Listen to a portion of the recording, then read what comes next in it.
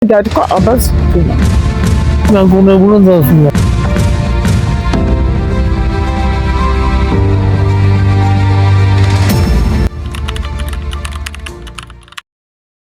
თანამედროვე აბას თუმნის იგივე ოძრხის ფესვები ცივილიზაციის ისტორიულ საფეხურებამდე აღწევს. მის უძველეს სახელს ოცხეს დღეს ის მდინარე ატარებს, რომლის ხეობაშიც ეს ცნობილი კურორტია გაშენებული.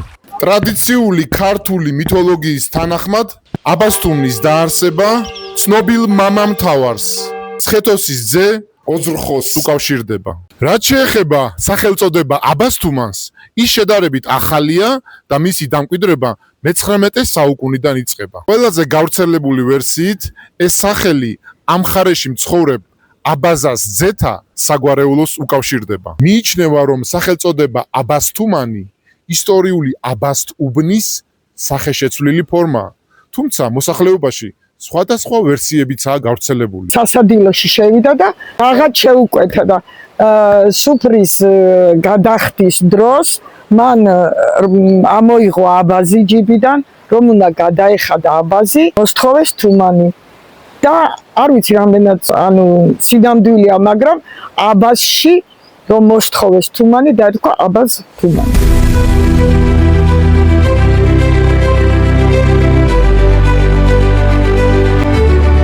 ისტორიულად აბას თუმანი იყო იმერეთისა და ახალციხის დამაკავშირებელი ძალიან მოსახერხებელი მარშრუტი. აქედან გამომდინარე, მას ყოველთვის ძალიან დიდი სტრატეგიული მნიშვნელობა ჰქონდა.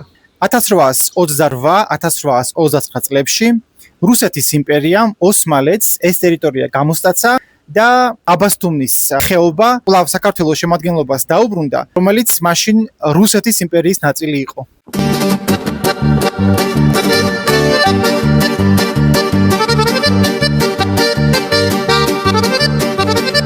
ვინაიდან ეს ტერიტორია თავისი ლოკაციით ძალიან ფასობდა და იყო ძალიან სტრატეგიული, რუსულმა სარდლობამ და ჯარმა დაუყოვნებლივ დაიწყო აგზის გაყვანა და ტყის გაკაფვა. ეს იყო ძალიან მნიშვნელოვანი მოვლენა, რომელმაც ხელი შეუწყო რეგიონის სრულფასოვან ათვისებას.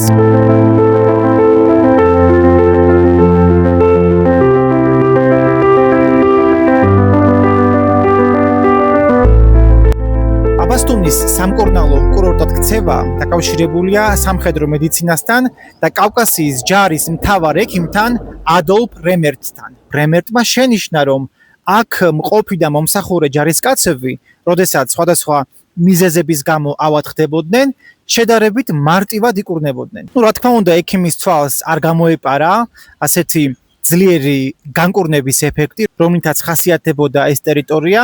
ამიტომ პირველი რაც მან გააკეთა ის იყო, მან ააშენა სამხედრო ჰოსპიტალი და ფაქტობრივად ადოლფ რემერტმა ჩაუყარა საფუძველი ახალ ეპოქას აბას თუმანში. აბას თუმნის როგორც კურორტის ისტორიაში ყველაზე გარდამტეხი მომენტი 1891 წელს დადგა. სწორედ ამ დროს აქ რუსეთის იმპერატორის ალექსანდრე მესამის ძე და მომავალი იმპერატორის ნიკოლოზ მეორის ძმა გიორგი რომანოვი გადმოვიდა.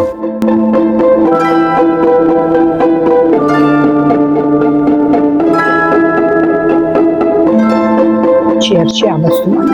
ვინაიდან აბას თუმანი ეს არის ტუბერკულოზის განკურნების პირველი მხარე, ანუ პირველი ადგილი. ჩამოიყვანა თავის ძმა და სახლა და რა თქმა უნდა, ტუბერკულოზით რომ იყო დაავადებული, მკურნალობდა. უფლისწულის ჩამოსვლის მიზეზი მისი მძიმესნეულება, ტუბერკულოზი იყო. აბას თუმანში ჩამოსვლა მას ექიმებმა ურჩიეს. პეტერბურგის ნესტიანი ჰავა ავადმყოფისთვის დამღუპველი აღმოჩნდა.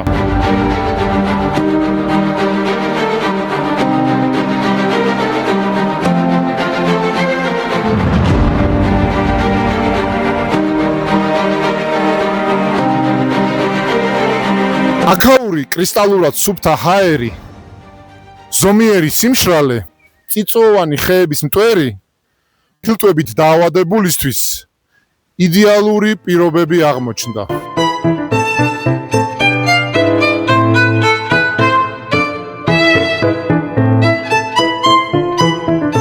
ჰაერია განსაკუთრებული თვითონ ადგილები აქვს აი დასასვენებლად. თავის თავი აერია და შეიძლება ჯანგბადის ვერ პირადად იგრძენით? კი მე დიდი ხანი აქვს ხოლმე 87 წლიდან აქვს ხოლმე თვალწინ მომხდარა რომ ვინმე ჩამოსულა და განკურნებულად წასულა. ძალიან ბევრი თუ სამონტრო იყო ძალიან ბევრი მოდიოდა და შეტები რომ ფეხზე ვერ იდგა განკურნებულად წასულა. ახლა ვიმყოფებით აბასთუმნის აფთიაქში. ძალიან გაგვიკვირდა რომ ამ აფთიაქში არის ყველაფერი, რაც ადამიანს სჭირდება.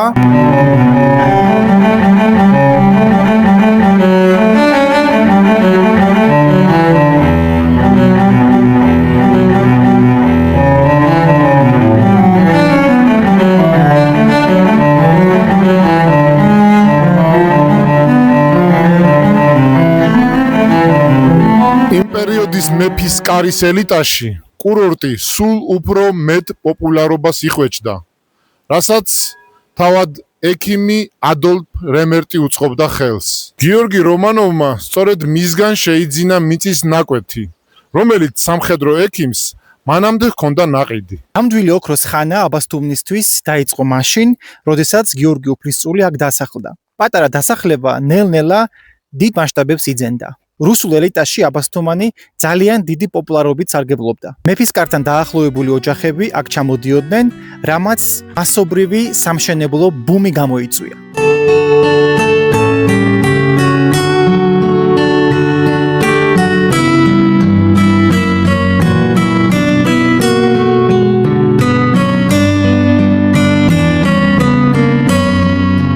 ამ პროცესს სხვადასხვა მიზეზი ჰქონდა. ზოგს უნდოდა მეფესთან სიახლოვე ჰქონოდა, ზოგისთვის ეს უბრალოდ პრესტიჟი იყო, ზოგი კიდევ ამას სამსახურებრივი მოვალეობის გამო აკეთებდა.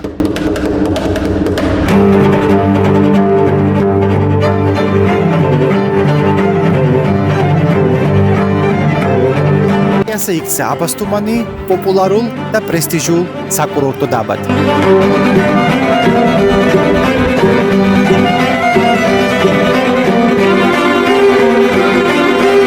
აი რა საინტერესოა თვითონ გიორგი რომანოვის ჩამოსვლამ, მისმა გავლენამ, როგორც მეფის შვილის იქონია ხო ეს ეფექტი, მოიზიდა ხო ერთგვარი მაგნიტი აღმოჩნდა და მოიზიდა ეს რუსული ელიტა, მეფის კარის ხალხი ასე ვთქვათ და ჩასახლდა ეს ხალხი.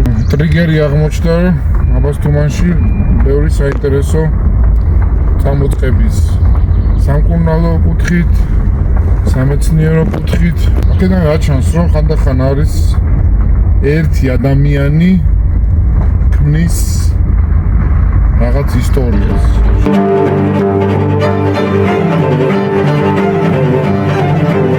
აღსანიშნავია რომ აბასთუმანი სხვა კურორტებისგან ძალიან განსხვავდება. აქ თავიდანვე საზოგადოების ელიტამ მოიყარა თავი და ეს აისახა არქიტექტურაზეც. აქ მრავლად არის ხის ულამაზესი სახლები, რომელთა აივნები მორთულია აჟურული ჩუქურთმებით.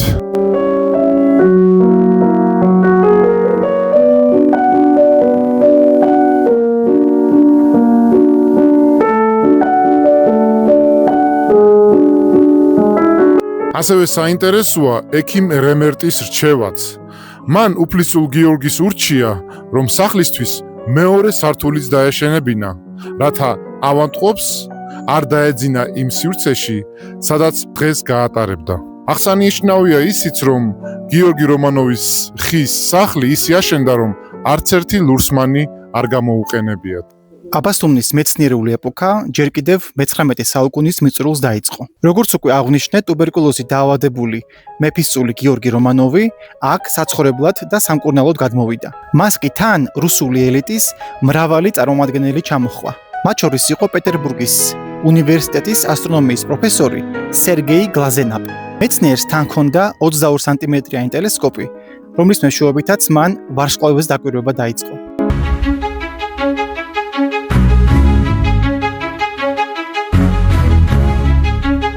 მეცნიერმა მალევე აღმოაჩინა აბასთუმნის უნიკალური ასტროკლიმატი, ჰაერის განსაკუთრებული გამჭვირვალობა და ასტრონომიული სტაბილურობა. 1892 წელს აქ პირველი სადამკვირვებო ნაგებობაც აიგო. ლაზენაპის მიერ აღწერილმა პირობებმა მეცნიერთა დიდი ინტერესი გამოიწვია. 1932 წელს ევგენი ხარაძის თაოსნობით აბასთუმანში დაარსდა ასტროფიზიკური ობსერვატორია. აწლეულების მანძილზე აქ უამრავი მეცნიერული აღმოჩენა გაკეთდა.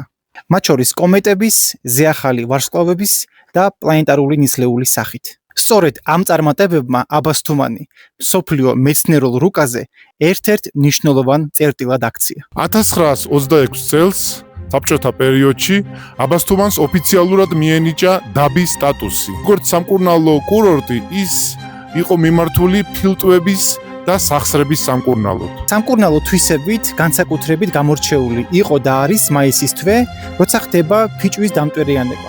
სპეციფიკური ტვრის შესუნთქვის შედეგად ხდებოდა და ხდება ფილტვის გაჯანსაღება. სწორედ ამიტომ ხეობაში 10 ტუბ სანატორიუმი ფუნქციონირებდა. ასევე უნდა აღინიშნოს, რომ აბასთუმანი არ ყოფილა მხოლოდ სამკურნალო კურორტი, აქ თავს იყრიდა იმდროინდელი ქართული და არა მარტო ქართული ელიტა. ყველასთვის ცნობილია ის ფაქტი, რომ აქ მკურნალობდა ცნობილი ქართველი პოეტი ლადო ასათიანი, მაგრამ ასევე აქ დასვენება უყვარდა ზაქარია ფალიაშვილს, ცნობილ მეცნიერ ნიკო მარს, მურმან ლებანიძეს, იოსებ გრიშაშვილსა და სხვებს. აბასთუმანი, ხაბასთუბანი, ძემ ფანჯრებიდან შემოვანათა, ჩემი საწოლი და სასთუმალი, ჩემი პალატა, თეთრი პალატა. წევხარ ოცნებობ და გენატრება, ოდაში რომ დგას ის ხის საწოლი, ანა ოდეს მე დამავიწყდება, აბასთუმანში თავ დავიწყებ. თეთრ მაგიდაზე წიგნების გროვა, ცისფერ ვაზაში ნაძვის რტომწვანე, ოცნება თბილის წასვლის დროს მოვა, მიწურება აგვისტო მალე. აბასთუმანზე საუბარი, რა თქმა უნდა, წარმოუდგენელია დიდი ქართველი პოეტის ლადო ასათიანის გარეშე. სამწუხაროდ ლადო ასათიანი ძალიან ახალგაზრდა დაავადდა ტუბერკულოზით 1939 წელს. 1940 წლიდან 1942 წლამდე იგი აბასთუმნის ერთ-ერთ სანატორიუმში მკურნალობდა. სამწუხაროდ დაავადების შორს წასული ფორმის გამო კლიმატოთერაპიამ სასწაული ვერ მოახდინა და პოეტი გარდაიცვალა. ეს ტერიტორია, ეს ხეობა გარემოცული არის ხელუხლებელი ტყით. აქ არის საოცარი აერაცია, რაც ხელს უწყობს იმას, რომ მუდმივად სუფთა და ჟანგბადით გაჯერებული ჰაერია. განსაკუთრებული გამაჯანსაღებელი კლიმატით გამოირჩევა მაისის თვე, როცა ხდება ფიჭვის დამტვერვა. აბასთუმნის კლიმატი არის ზომიერად მშრალი, ხოლო ჰაერი არის კრისტალურად სუფთა. შემთხვევითობას ნამდვილად ვერ მივაწერთ იმას, რომ ასტროფიზიკური ობსერვატორია დაარსდა აბასთუმანში, ასევე მზის ნათების ხანგრძლივობასაც უნდა შევეხოთ, ეს ძალიან მნიშვნელოვანია. წელიწადის განმავლობაში უშუალოდ მზის სხივების ზემოქმედება აბასთუმანში გამოდის დაახლოებით 3000 საათი. აქაური ჰაერი არა მარტო სუფთაა, არამედ გაჯერებულია ფიტონციდებით, ნივთიერებებით, რომლებიც ბაქტერიებსა და მავნე მიკროორგანიზმებს ანადგურებენ. სწორედ ამ ფაქტორთა კომბინაცია ქმნის ტუბერკულოზის ყველა ფორმასთან საბრძოლველად იდეალურ გარემოს.